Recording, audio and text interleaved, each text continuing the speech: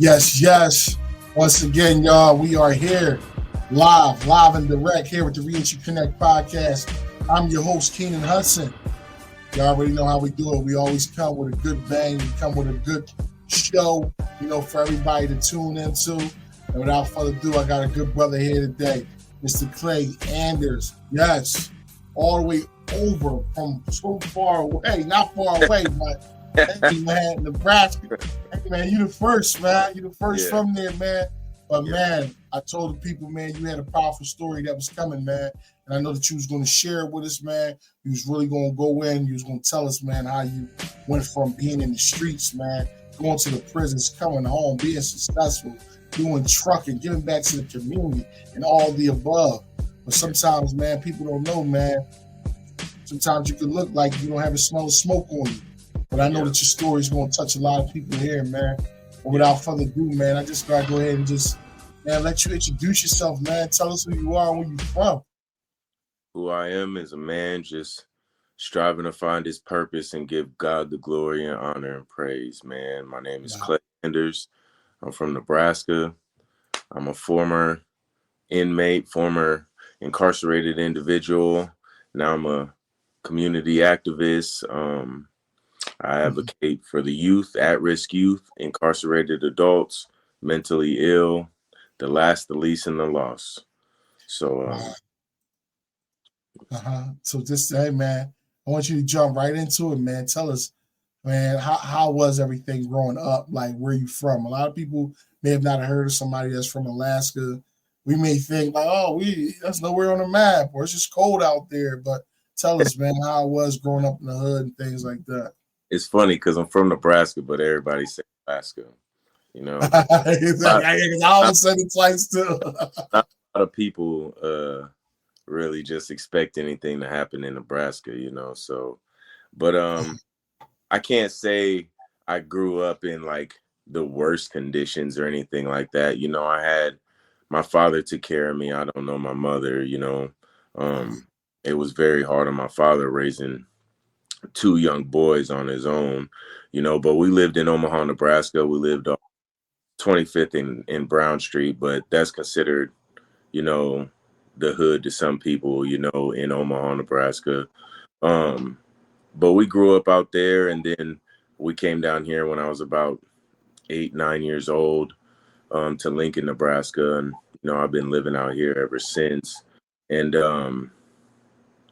like I said, I can't say we've lived in poverty, but I know what poverty is. I've experienced it.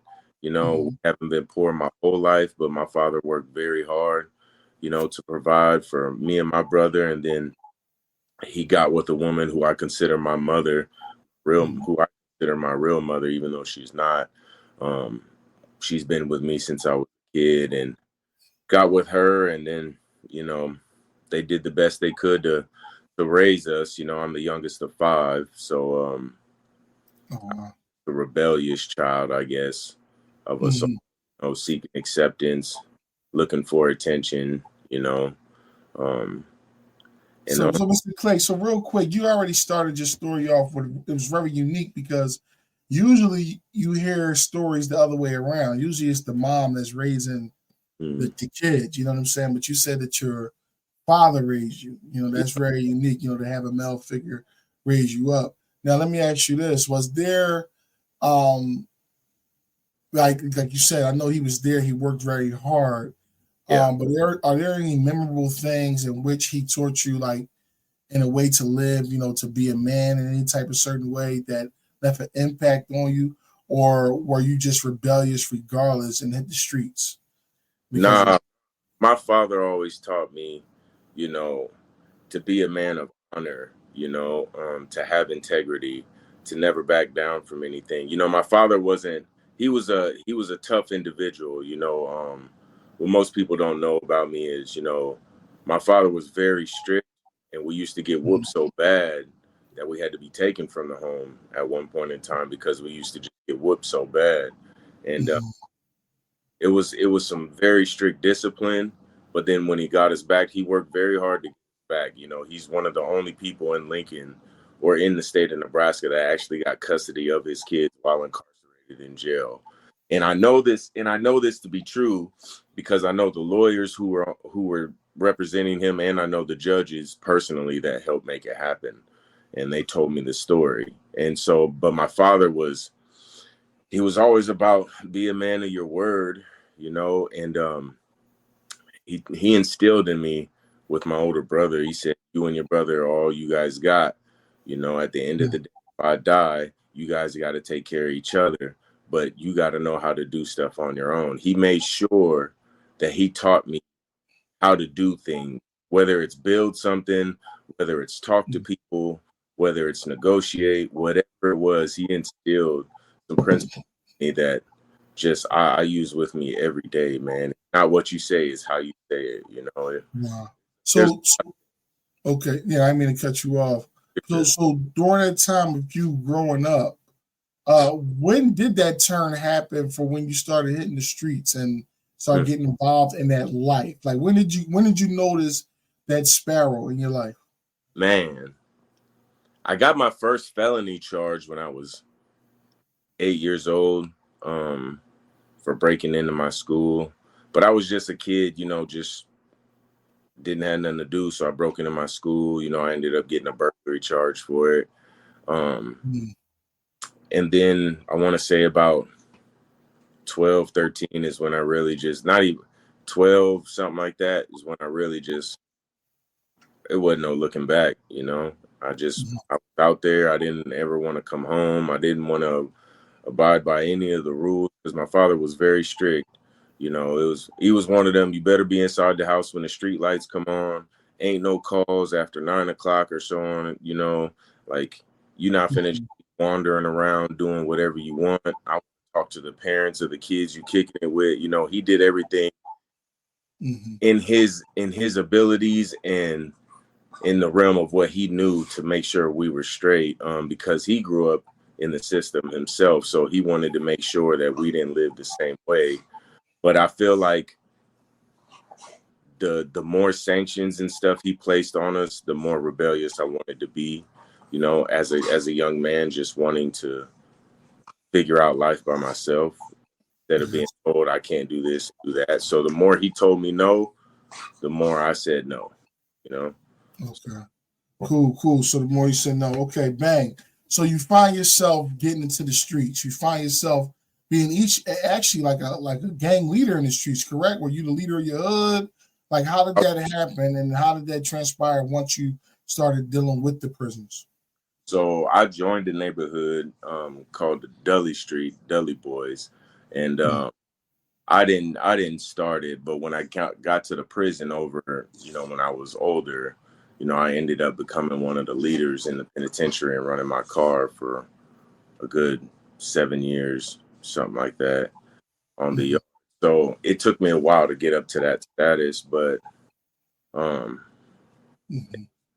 it was all I knew at one time, man. It's all I ever wanted to be was a gangster, I wanted to be everything that I saw on TV, 'cause it's not, in Omaha, it's a lot of gangs in Omaha, that's the gang capital of Nebraska. And in Lincoln, it's not like that. There's select areas where people are, where the black community is, where the gangs are prevalent, and so I had to make it known to everybody I was gonna be one of them ones you talked about, So sorry, man, that's my dog, man. Yeah, it's all good. It's all good. It's all good. Yeah. So you were making that name for yourself, going in there and doing these things. Yes. So I made sure, being a light-skinned man too, I felt like I had to be, a lot more violent and a lot more, assertive with the things I did because I had a point to prove and I had an identity complex. So I felt like I had to live up to the identity of what the streets wanted me to be or expected of me. So I was 110% all in on that. I thought that's who I was. And once that identity was created, it wasn't no taking it back because once I became that person, as a younger kid, I used to get picked on. But once I became that person, then nobody pick on me no more. No more. About that, I got respect out of fear. So And then once I got that first little respect out of fear, you couldn't tell me nothing, you know?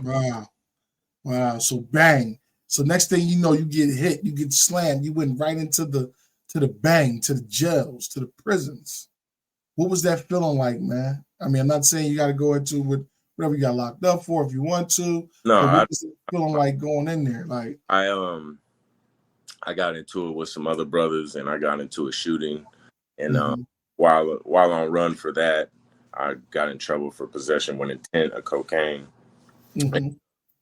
To be honest with you, man, when I went to the joint, I thought it was a rite of passage, man. You know, I thought it was a badge of honor. You know, like I'm with the big boys now. I can officially say I'm one of, you know. So I really didn't look at it like it was a big deal, you know. I was like, I had the front. I was living that lie. I was in that image, like, oh, it don't bother me, you know. But now looking back, man, when a judge tell you you got sentenced to 6 to 12 years, you looking, you know, I'm thinking like, man, how foolish was I, you know? But then kid, you know, going to the prison, I'm like, man, that's nothing. I can do that, you know, lie to myself, you know. But it didn't really bother me in the beginning, man. To be honest with you, it wasn't until towards the end where I was like, man, I cannot do this anymore.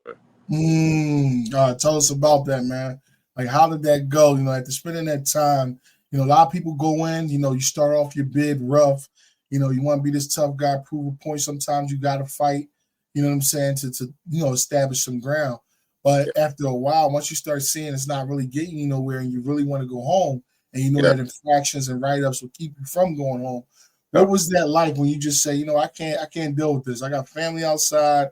I gotta literally go home and take care of business. What happened? Tell me that experience. What happened, man? Well, man, that was the one thing, you know, the fights, that's what I was known for. I never backed down from any fight. I never lost a fight. I've always fought whoever ever stepped to me. If you felt like he was the biggest and baddest and we had an altercation or a problem, or I'm not backing down for nothing because I was living that lie.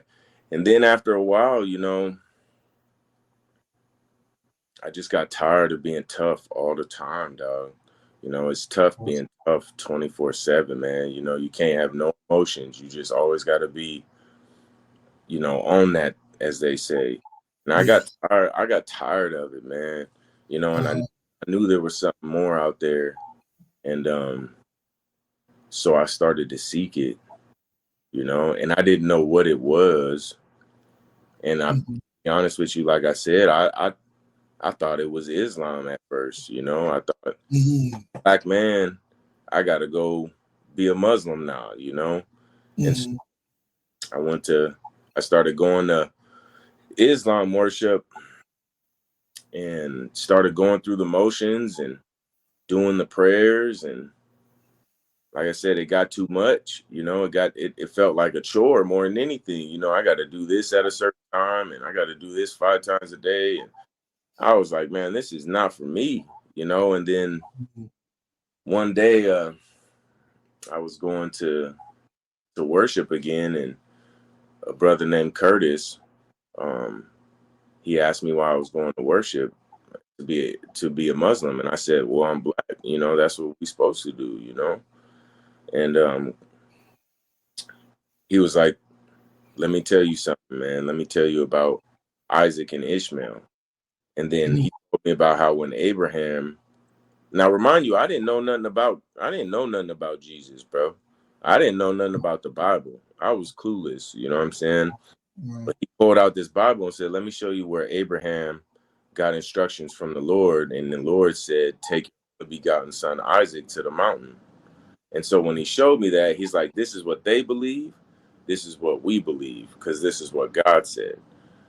And then after that, after he told me that, I don't even know what made me be like, you know what? All right.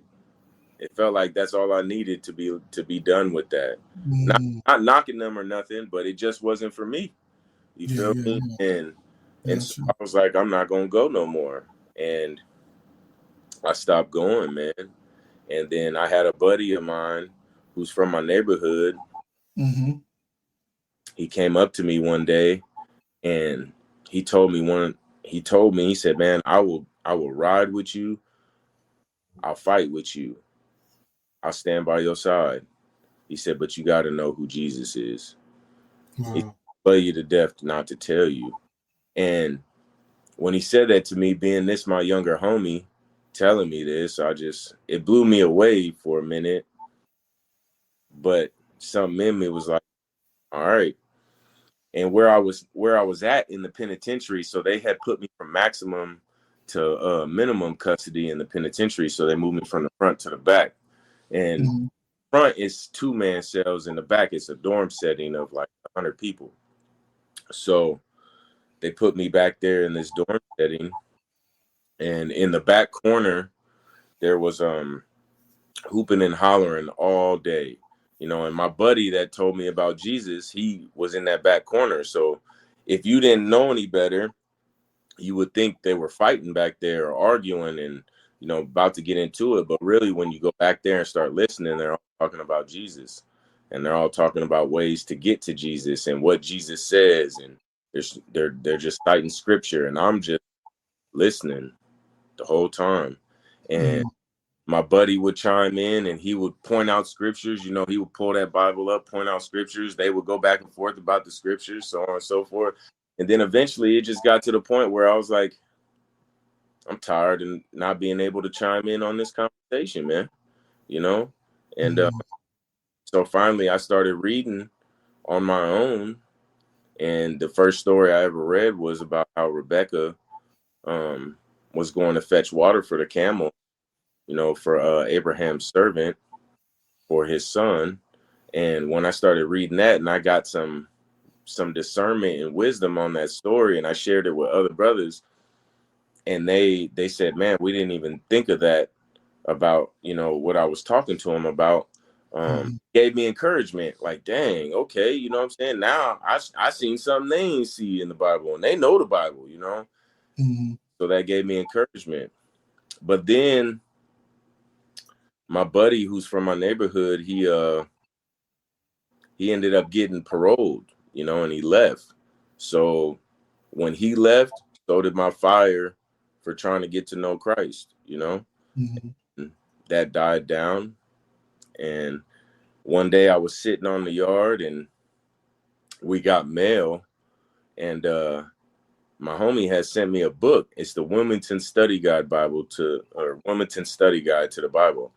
And there was a CO, her name is Miss Ukoma, and she was from Uganda, and she was going to pass out the mail, and she saw that Bible, and she came up to me before she passed out mail, and she said, Mr. Anders, you got this book, can I read it? And I was like, yeah, Miss Ukoma, go ahead, because she's an elderly woman, so I show my respect. Go ahead, Miss Ukoma, do what you want. She reads it, and when she came back to me and brought me my book, she said, whoever sent you this book loves you. And when she said that to me, I just, yeah, that's my dog, that's my boy, I wasn't thinking anything of Jesus at that time. Well, the funny thing is, Miss Ukoma, when I got that Bible, man, every day she would put scripture on my bed. Every day, man. Something. She would print it off. Anytime she was at work, she would print it off. She would come lay it on my bed. Wow. I'd read it out of respect, but I wasn't, the seed wasn't falling on fertile ground. You feel me? Gotcha. So one day I get into it with the COs. I forgot what I even got into it with them about, but I ended up breaking my fist, and my fist was the size of a grapefruit. And so they don't take you to the hospital in the penitentiary right away because of the security reasons. So they're going to do it at a random day a couple days later, but they won't tell you. So I was waiting to go to the hospital. And then one night they call me and they say, hey, you're going to the hospital. And when you go to the hospital, you need to pack up your stuff and go up to the infirmary. So I went up to the infirmary. And when I went up there, before I went up there, Miss Ukoma came to me. She said, Mr. Anders, take your Bible. You must take your Bible. I said, all right, Miss Ukoma. what you want me to read? And she said, you got to read the story of Matthew. You got to know who Jesus is and what he came to do. I said, all right, Miss Yukoma, because I wanted to show her respect, you know. But like I told you, man, I had no intention of reading that Bible at all. Did not care. So I go to the infirmary. When I go to the infirmary, they tell me, you're getting in a cell with a person. I said, no, that's not how this works. Because usually in the infirmary, they put you in a single man cell if you're not able to defend yourself, if you're hurt to that manner. And I'm like, you ain't finna put me in no cell with nobody. And they're like, well, we're going to do that. And if you don't want to go in that cell, then we're not going to send you to the hospital. So reluctantly, I just went in the cell, and I didn't know who was in the cell. I just went in there because the person in there was under the covers. So as soon as I went in the cell, they closed the door. As soon as they closed the door, the dude came out from under the covers, and it was the dude who killed my homeboy that's tatted on my stomach. Wow. Yeah, you know. Wow. And he had a broken leg, and it was almost a compound fracture. You know, it was almost out his skin, but it was just broken. You know, he had broke it a little earlier that day, and so we both in this cell. So like I said, man, I'm a man of fairness. You know, I want to be able to fight you while you're at your best. I don't want nobody to be like, oh, you only got me because I was hurt and this. I don't want none of that. I want you at your best. So what I did was I got my bed and I didn't talk to him. I didn't say nothing to him. We had a TV in there. I wouldn't even watch it because I didn't want to share nothing with him. So the only thing I had to do was read the Bible. And the only thing I wanted to read, because the only thing I really knew about was Matthew. So I read the story of Matthew. And it took me, I want to say like almost a week, maybe almost 10 days to read the whole story of Matthew.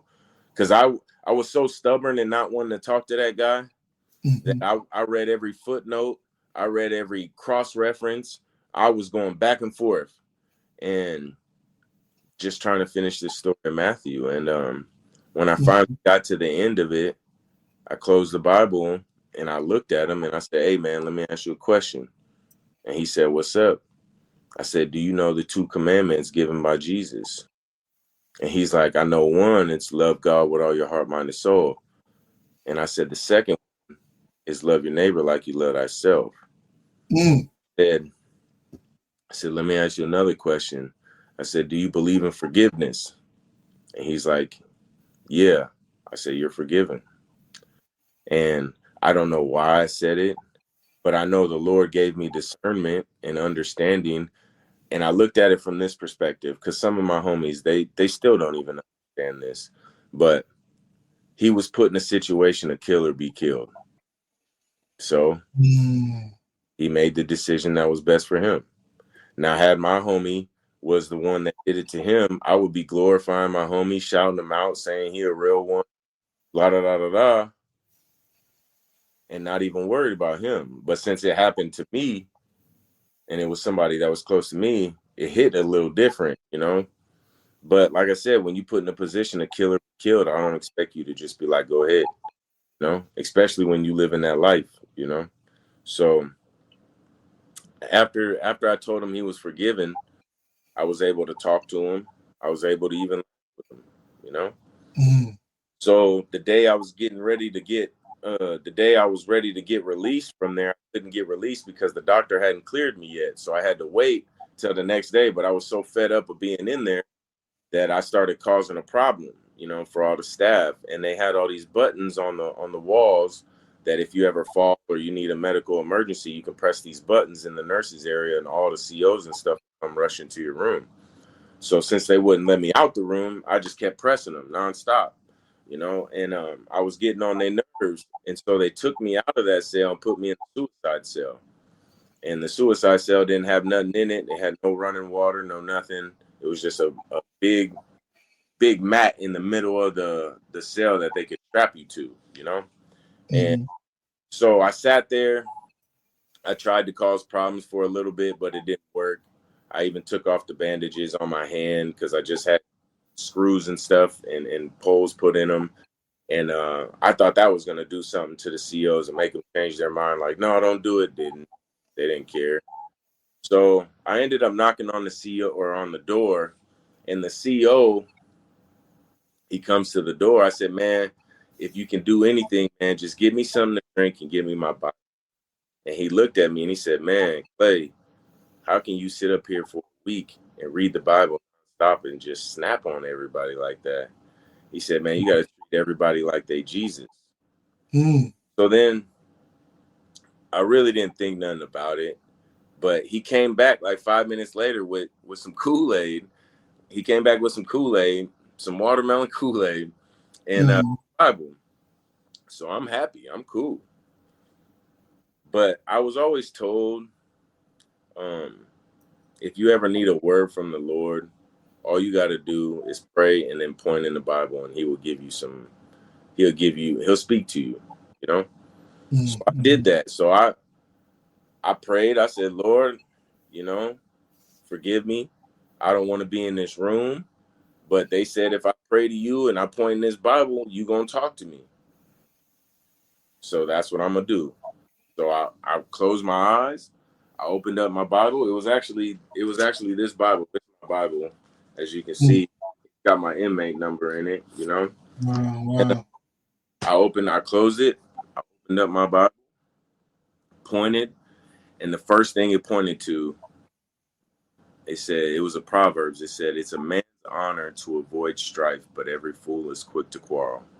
I read that, it hit me like, dang. At first I thought, I was like, man, you got lucky. Ain't no way. You know what I'm saying? And so I was like, all right, Lord, I'm going to do it again. If you that good, you know? So I did it again, man.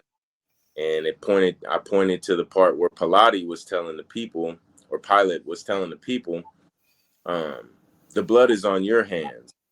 Because he was saying Christ was innocent, but he asked the people, what did they want to do with him? And they said, crucify him. So he said, all right, the blood's on your hands. Even his wife had told him the night before, like, don't do it. But in the footnotes, it said he had every chance to let Jesus go, and he didn't. Take accountability for your actions. So I was like, dang, man, here I am acting a fool. I was like, oh. And so I knocked on the door and I got the CO and I told him what I read. And he said, you got to learn to walk by faith and not by sight, Mr. Anders. And I really didn't know what that meant, you know, but he was obviously a believer because he kept quoting scripture. And I said, man, hey, if you could do anything, man, just talk to the lieutenant, man. Tell him to get me out this suicide room, big dog. You know, I don't need to be in here. He's like, I don't know, man. After the way you was just acting, the way you was cussing him out and all this extra stuff, like, I don't think he finna let you out of there. So I said, all right, man. So he left. I literally prayed. I closed that Bible. I prayed, Lord, please let me out of this.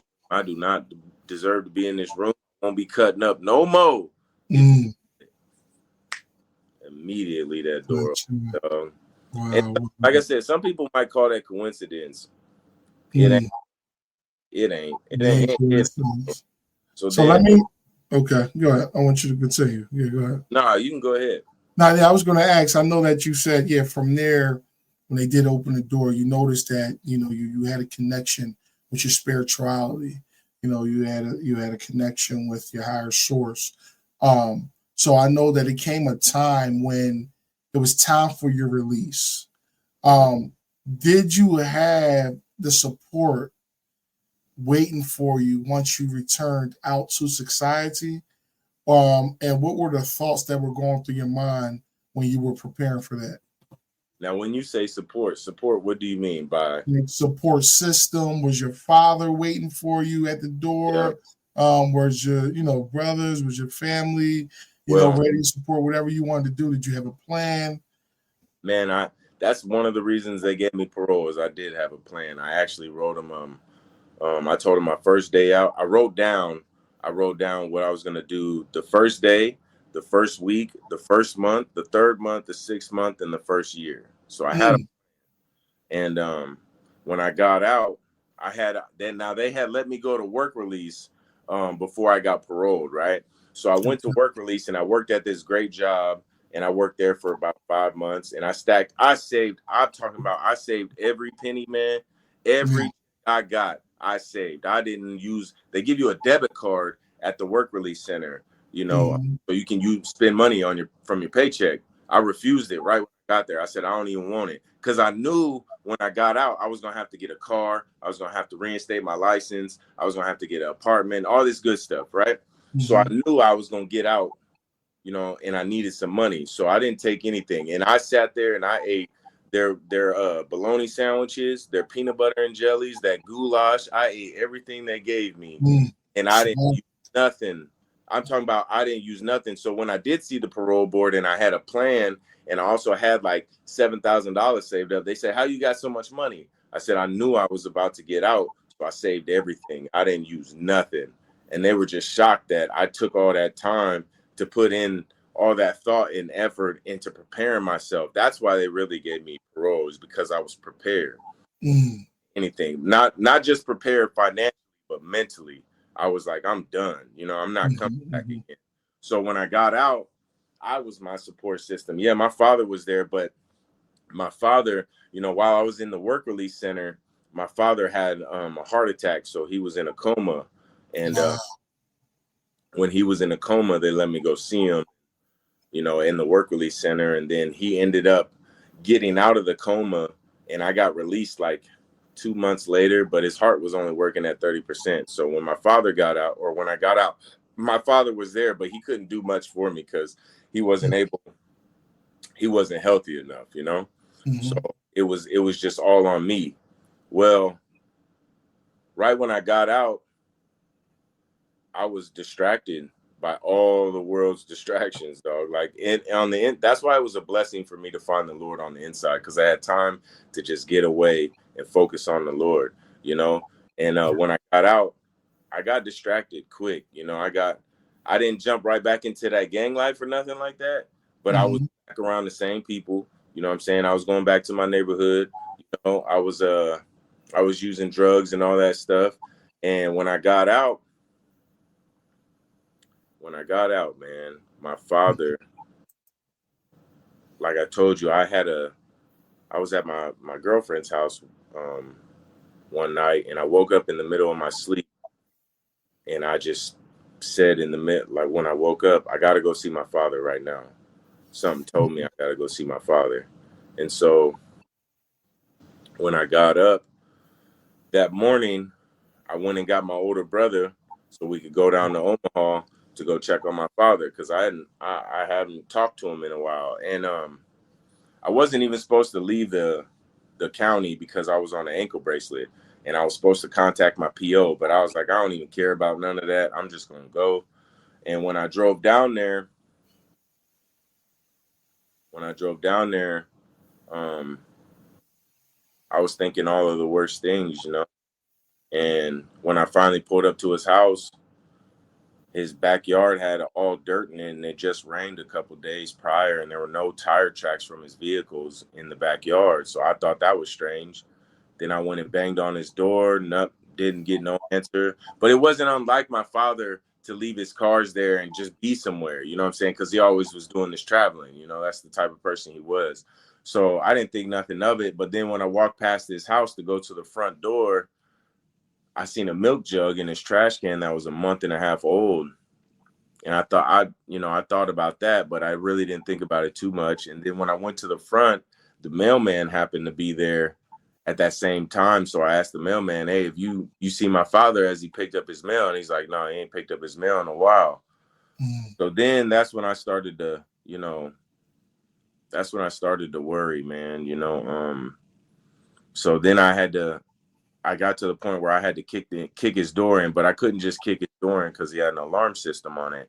So I had to call the police to get him to come kick in the door. And because I had to call the police, I also had to call my PO and tell my PO, like, hey, I'm out of the county and I'm about to interact with the police, but this is why. I'm doing a welfare check on my father.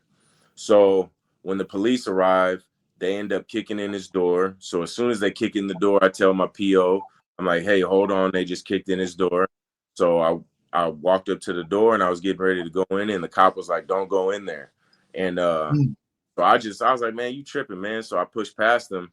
And when I walked inside, I called out for my dad. I'm like, Dad, and then I tripped over his body, and Wow. my father had been decomposing for a month, and Wow. it tore me apart, man. You know what I'm saying? And I wailed while I was inside, but as soon as I walked out, because I had this complex that I created that I hadn't shooken yet. Tough. I couldn't cry. I couldn't show anybody my emotions. So, but because he lived in the hood, we had to board up his house immediately because he had all these valuables and stuff. And we were gonna come back the next day and clean it all out and put it in the storage unit. Well, that night somebody stole one of his trucks, and then we came back the next day and we were cleaning it out. And it was hard to clean out his house, but I just had to put on that face like, all right, get this done, And when I was cleaning out his house, my sister, she found a certificate in his. I didn't even tell y'all that. So when I got saved, man, I would call my dad every day and tell him, hey, Dad, you need to know the Lord. You need to know the Lord. You need to know the Lord. Because I got baptized in prison in 2018. I tell my dad every day, you got to know the Lord. He told me, quote unquote, I don't know. Can I curse on there? Can I say a curse word? Well, yeah, you just keep it clean, though. Keep it brief. Yeah. So he said, and this is just me quoting my father. He said, you just one of them Bible thumping niggas, And he said, if you believe in the Lord, get out and you start doing that, I'll check it out too. So every day for 2 years, I call him, Pops. When I found a certificate in his drawer, it said he had just got baptized a month prior. And that, man, you have no idea how much that gave you peace. Gave me so much comfort, dog. So much comfort, because my biggest support system was my father. And for a man to lose his father at such a young age, it hits different. You feel me? And I can't lean on him no more for advice. I can't ask him questions. None of that. I just got to take what he taught me and then roll with it and make the best of it. And so that hurt me. But after my father died, things started changing, man. I didn't want to be that guy anymore. I didn't want to be tough anymore. What happened was what really happened and helped is the Lord sent me a good woman, So I was going to, I love talking about this. I was going to the Grand Canyon with the woman I'm with. And for some reason I prayed while we were going out there. I'd never been out there. I just prayed with her randomly. I said, Lord, if we got a good thing, her and I need you to send me a sign today. I need a specific sign. And I never asked for signs, Lord, but I need one. I said, send me an elk to cross the path of our Jeep, so we know that what we have is a blessed thing from you, Lord. And she looked at me, and I just turned the music up, and we just kept on going, right? So we sat in the Grand Canyon about 2.5, 3 hours, man. As we were leaving the park, I was uploading videos on my social medias, and she said, babe, look up. And there was 5 elk in front of my Jeep. Okay. They were just standing there. Immediately, I started praising the Lord. Thank you, Lord. Lord, I told her, I said, oh, he love you. You bless you. This is, so let me ask you. So let me ask you. I'm sorry. So wow. So you embarked on a journey where, like you said, you had the spiritual encounter. You see that support systems was very major. Miss Marquetta, I'm gonna ask you a question. Miss Marquetta Curry, I'm gonna ask you a question in just a second. As soon as I ask them this, so you see that support system was a major thing. Lord, rest your soul, your father. And I'm so my condolences on the way you had to discover him. But like you say, you were still at peace at the end of that ordeal. But then you also again built the relationship, your relationship with the woman you're with. So now, when you started to see this transformation, how did you see yourself like years from then? Like, where did you establish yourself at now? Like, how does everything look like with the success and the things that you have? Man, first and foremost, man, everything that I've achieved, I've gotten, all the people I know, God gets the glory, bro. Christ gets Mhm. all the glory. He opened up all the doors. He put all these, people in my path. He's the one that put it on my heart to do this, that, and the third and go here. All I did was just become a willing vessel, man. And to look at Mhm. myself now from years ago, Mhm. I would have never thought it would be like this. Like I said, I thought I was gonna die a gangster, dog. You know what I'm Wow. saying? I, What I did you accomplish? What type of things did you accomplish though? Like man, you established right now? Like man, what's going on? the biggest thing, bro, is I got out that mindset, bro. I Mm, real I took the mask off of the man I created, and I'm starting to find out who I really am, and I'm starting to find my purpose. Even though I'm 37 years old, it's still taking years to figure it out, but I got out that mindset. The Christ took me out that mindset of the streets. I broke, the statistics are in the streets, either you die or go to prison. You know what I'm mm, saying? Unless you walk mhm. away from it. You feel me? And so I was able to beat that. But then after doing that, man, he's blessed me in so many ways. I run a nonprofit right now for at-risk youth. The reason I run a nonprofit is my niece. She was What's the actually name of it? I'm it's sorry. called my nonprofit is called Honesty Project. Honesty is an acronym that stands for helping our neighborhood, especially saving the youth. It's very important that we start helping these kids because they're facing distractions like we've never dealt with as kids. The social Mhm. media is crazy. But my niece, she was killed by her classmate. He intentionally gave her fentanyl. Um, and she died as a teenager, and he got sentenced to 80 years at 17 years old. Wow. So that's two lives lost. And it's not because he's a bad kid or she's a bad kid for, you know what I'm saying? It has nothing to do with that. It takes a village now. And it's always taken a village, but we've gotten away from that concept. So I Mhm. started a nonprofit to help fight against that. So I've been working at that. And through the nonprofit, helping these at-risk youth, I realized I can't reach every youth in every neighborhood. So I started working in the prisons, with this trucking program. I partner with a trucking company called Pro Fleet and Hill Brothers in Omaha, Nebraska. And we all help train inmates to get their CDLs while they're in work release before they get out. So when they get out, they don't Mm. worry about finding a job. I was blessed by the president of Warner. His name is Nathan. He donated me a brand new semi so I could teach any kid or any felon that's getting out how to become truckers for free. Wow. So what the Lord blessed me with, I use to bless others. So what was freely given, I freely give. Very good. Wow. That Yeah. is a blessing right there. And real quick, I know Ms. Marquez, she said in education, we talk a lot about trauma and its impact on mind and how we respond to it. After living through your trauma, is there really such a thing as reentry? How can families better support or maintain the progress made while incarcerated through programming? And she's asking that question to you. She said, after living through your trauma, really is such thing. There really such a thing as reentry. Mhm.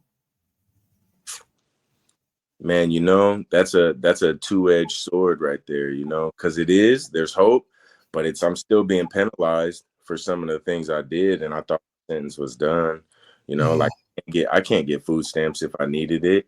You know what I'm saying? I couldn't go get an apartment.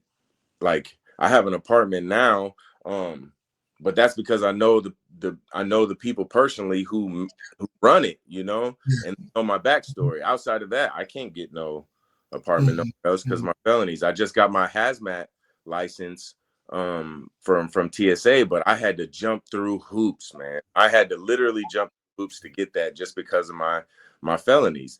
And but the reentry process, I mean, there is a reentry thing, it's you Mhm. genuinely just got to work at it, man. It's not going to happen overnight, but if you Mhm. really I'm reentering as a new person. I'm finally discovering who I am. I'm re-entering society as somebody else, somebody different than who I was, but with all that experience and wisdom and knowledge, and I'm using it to propel my purpose now, you know. And it said, how can families better support or help maintain the progress made while incarcerated through programming?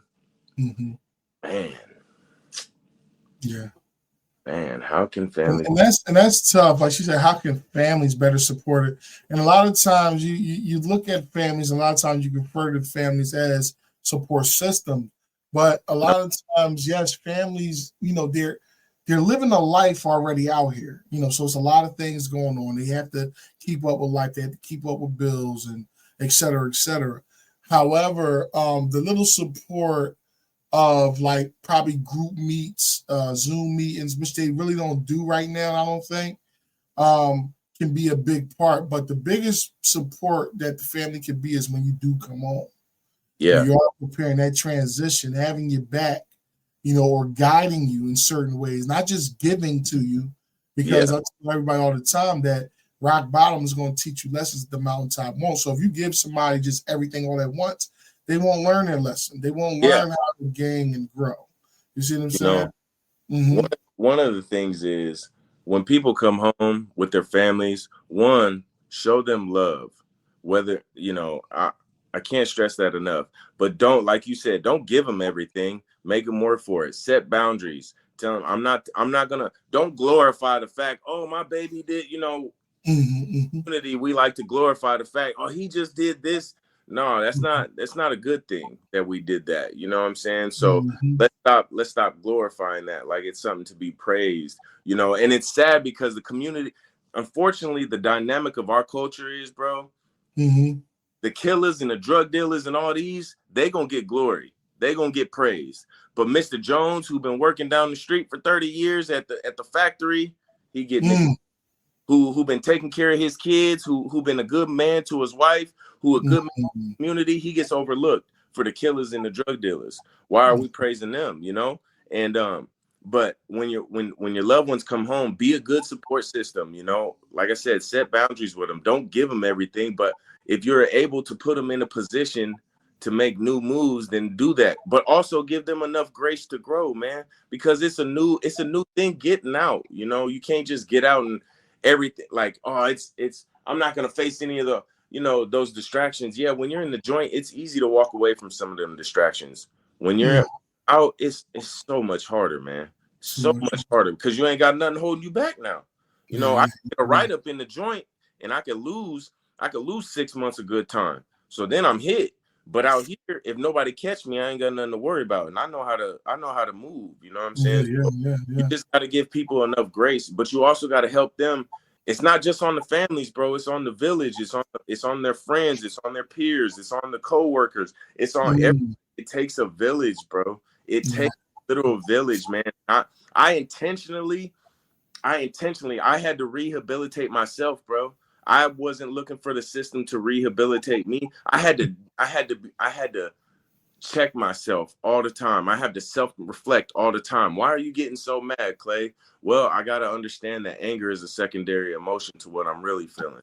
Or maybe I'm insecure, or I'm feeling less than or belittled, or, you know, and then I had to check that. Why do I feel like these things? You know what I'm saying? But man, we just it takes a village, man. I cannot enough, dog. And look what she shared right here, Miss Curry. She says, this is helpful. I have a brother serving 18 years to life, and I often wonder how to support him.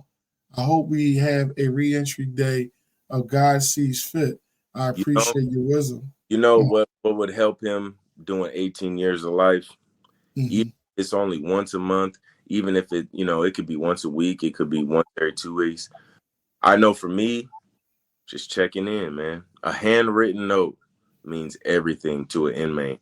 You feel, because in the cells at 3:30, when they do shift change at 2, at 3:30 they come to pass out mail. And when you could be asleep, you can hear that mail get slid under your door. You hear it. You know what I'm saying? Or you put in your door or something. You know, your bunkie saying, "Hey, bro, you got mail," or you looking and it's mail for you. Man, you know how that is to know I'm not forgotten, bro. Yeah, no, not forgotten. Thing to not be forgotten, bro, is one of the biggest things. In the movie, have you ever seen the movie Troy? Yeah, Troy. Mm-hmm. Remember, Achilles went to go fight the war because his Mm-hmm. mom said, you could not, she said, if you fight in that war, you will surely die, but your name will live and Yeah. everybody remember you. But if you don't, you'll live and nobody will ever remember you. Remember you. That's deep. People don't want to be forgotten, bro. That's true. No and matter to add to that, Miss Curry, too, like you said, during that time, during this process, like, encouraging him to, learn different things, learn different skills, learn different trades. Because a lot of prisons nowadays, especially when you're serving time, get into your word. Your word is a sword, for your direction, for your path. And, like I was just mentioning that most prisons, most federal places, a lot of them offer trade programs. They offer different type of skills, skill sets. So tell him to reform his mind. I don't know what type of person he may have been, or the type of status he may have carried, but to be prepared to know that, listen, 20 years of my life, but anything can happen. He could probably come up before that. But 20 years of my life is about to be wasted. But you can waste it in a good way or you can waste it in a bad way. By wasting in the good way is meaning taking advantage of everything that's there. The programming, get some college courses. Education is very important. Never sit there, with an idle mind. The mind is a terrible thing to waste. So I encourage you, you check up on them, send them some motivational books, send them books of people that are successful. Like I have another book that's coming out pretty soon that's called like the reentry strategies. So these are some things that have people pondering like, wow, what are some steps I can take for when I do get out? Because when you get out, mind you, 20 years, of your life gone, especially if you're going when you're older, you don't have much life left. I mean, you could go out and work. You know what I'm saying? I'm quite sure you can attest to this, Mr. Clay. Like you can, you out on that road. You know what I'm saying? Sometimes you may think like that. Like, is this going to be all it is to life, or am I going to create a destiny? Am I going to create some passive income? Am I going to create, something that's going to generate some wealth later on in the future for my children? So it's just a number of things that, that you can encourage him with. And and that's just to add just a couple, you know what I mean? A little something, Mr. Clay. I know we coming up on the hour now, but we know we probably end, at the top of the hour, but I want to throw this out on it. Ms. Allison here, she said, we found peer education training useful for the peers. Certifications used in the community allowed for transferable skills. That's true. She said, while incarcerated, helping helps the helpers too. We held graduation each cycle, and all graduates stayed in the program as mentors, earning community service hours and 50 cents for each recorded teachable moment. Said based in the walk tall model, using HRE the trainer's curricula. Okay. That's cool. Yeah, I know like a lot of different places offer peer assistance and things like that in different prisons and stuff like that. Are you familiar with that? Yeah, so actually I'm working with a brother named Terry Martinez. He runs the prison program for Christ. People that were formerly incarcerated could go back in the penitentiaries and talk to people about Christ, because people who've never really lived that life can't really talk about that life or what they're facing and so on and so forth. Not saying they're not educated or they're not qualified or nothing like that, but it hits different when somebody that lived that way can tell you, bro, there's something better. Just like when Paul became Paul, he used to tell people like, bro, I used to be the most zealous Jew. I used to, if they did this, I would slaughter them. And then I came to know, and people listen to his testimony because he used to be the most zealous. Like I said, my past, I'm so grateful for my past, bro, because it's actually propelling my future, bro. You know what I'm saying? If I didn't have all this lived experience and wisdom and knowledge from doing all this stuff, I wouldn't be able to speak on it and affect the people that I affect now. It's the blessing that I've actually won. I'm, like I said, grateful for this. Let me ask you this. If by any chance, if you were able to give some feedback to individuals that's locked up, locked down in the halfway house, recovery house, if you give them some wisdom, understanding, some encouragement, what type of words would you give to them? Christ is the way, bro. I'm telling you, I know it sounds cliche, but when you tap into that spiritual power, man, you will not even believe where to take you. And also, you got to change that mindset, bro. You got to get out the prison of your mindset of feeling like you got to live up to the expectations of other people, man. You know, once you can get out the prison out your mind, your whole world will open back up. You know, right now we're just caged in the thinking. So once we can change that thinking and these cognitive distortions, man, you know, you'd be surprised how far you'd actually go in life with all the stuff that you've experienced. You know, they say if you wrote a list of all the stuff you've been through in your life that you've overcame, and you wrote it all down on some paper, if they put you in a comic book or something like that, you'd be considered a superhero, you know, because of all the stuff you've got over. So if you can get over all that stuff, you can get over this. This is nothing, you know. You're your biggest asset and you are your biggest liability, you know. So make your next move your best move, as my brother would always say. Wow. And that's powerful. That's powerful. And Mr. Anders, Mr. Clay Anders, we really appreciate you being on the show. We got some people here. I'm just shouting people out. Miss Curry here. She said amen. Here goes Miss Allison Jordan. She's actually responding back. Miss Curry. However, one can contribute and have a sense of purpose seems to help. I have also witnessed that knowing you have people who care makes a big difference. That's absolute. Okay, it's cool. You can have your dog on camera, man. What's up, man? We got a lot of animal lovers on here. You know what I mean? They like to see, you know, the dogs. You know, what kind of dog you got there? He's a bully. He's a hybrid bully, man. Hybrid bully. Okay, do you breed? Yeah, I do actually. Oh, you do breed? Okay, cool. May have some people in here may want to purchase, man. You know, I know a couple people that breed different bullies and things like that as well. Yeah, they're pretty good, man. But shout out to the Universal. Universal, appreciate you tapping in. Brandy McQueen, we appreciate you tapping in from Chicago all the way to Vegas. Appreciate you, Dwayne, Philadelphia, Miss Jackie Hallberg. A lot of these people are showing love off of LinkedIn. Miss Curry, we appreciate you. Thank you. Bayak Thomas, Love of Life. Miss Allison, thank you. We appreciate it, Miss Allison.